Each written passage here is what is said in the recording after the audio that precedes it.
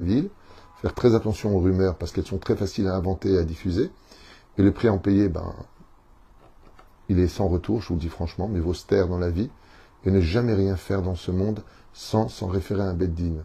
Si tu as des questions à poser sur une personne, si tu as des doutes sur une personne, si tu as envie de publier pour prévenir les autres de cette personne, tu as le droit de le faire qu'à une condition.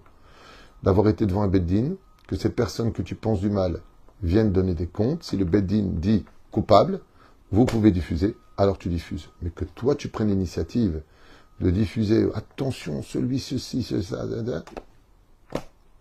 Zegvarassour. Voilà de quoi nous parle au début de cette paracha de Fikoudé. Quand un homme quitte ce monde et qu'il arrive devant Dieu, Dieu il sait tout, il voit tout. Mais s'il a laissé des gens en bas qui parlent du mal de lui, alors c'est sûr que les gens vont payer cela. C'est sûr, on ne parle pas de quelqu'un. Mais s'il n'a pas fait ce qu'il fallait non plus.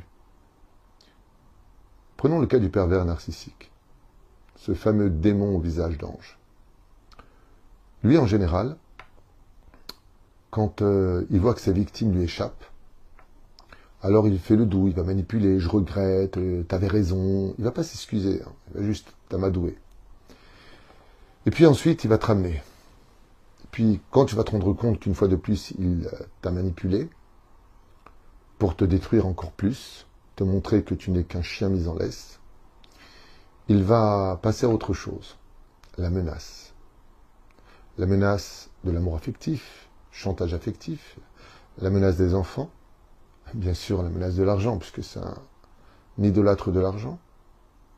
Et puis, il a une quatrième stratégie, se faire passer pour la victime, pleurer, appeler ta propre famille, je ne peux pas vivre sans elle ou sans lui. Mais il va plus loin que ça. Il va te salir ton nom. Vous savez pourquoi je divorce? Vous voulez savoir la vérité sur ma femme? Elle m'a trompé, alors que c'est lui qui l'a trompé, bien sûr. Il transfère toutes ses médiocrités, tous ses défauts, toutes ses défections sur autrui. Et souvent on me pose la question, qu'est-ce que je fais?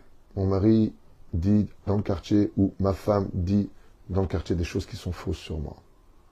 À l'école, chez nos amis, j'ai perdu déjà plein d'amis.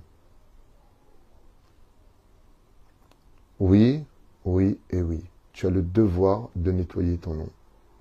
Ce que vous a dit cette personne est faux. Tu dois justifier.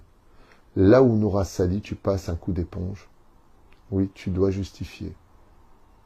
Ce qu'il dit est faux. Je n'ai jamais trompé. Je n'ai jamais